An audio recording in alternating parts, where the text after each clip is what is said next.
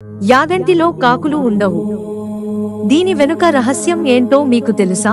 ప్రముఖ శైవ క్షేత్రాలలో యాగంటి కూడా ఒకటి. ఇది ఎంతో ప్రసిద్ధి చెందిన ఆలయం, అనేక ఆసక్తికర అంశాలకు నిలయం.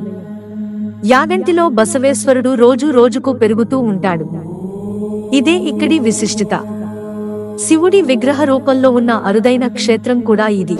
ఇక్కడ శివ పార్వతులు పూజలు అందుకుంటారు. ఇలాంటి ఆలయం దేశంలో ఎక్కడా లేదు. ఉమా మహేశ్వరుల దర్శనమిచ్చే ఆలయం యాగంటిలోనే ఉంది.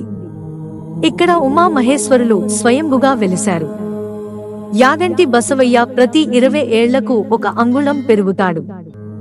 ఇది పురాతత్వ శాస్త్రవేత్తలు పరిశోధనలు చేసి అంచనా వేశారు. ఇక్కడ ఒక విశేషం ఉంది. అది ఏంటంటే ఇక్కడ కాకులు కనిపించవు. దీని వెనుక పురాణగాథ ఉంది.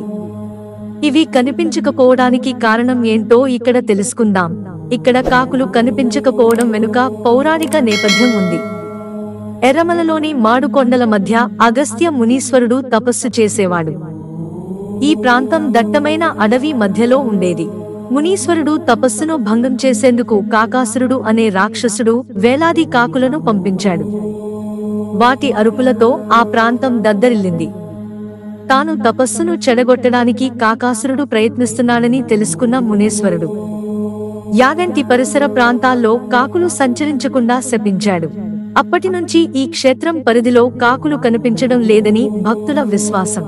మిత్రులారా, ఛానల్ సబ్స్క్రైబ్ చేసుకోవడం మర్చిపోకండి. ధన్యవాదాలు.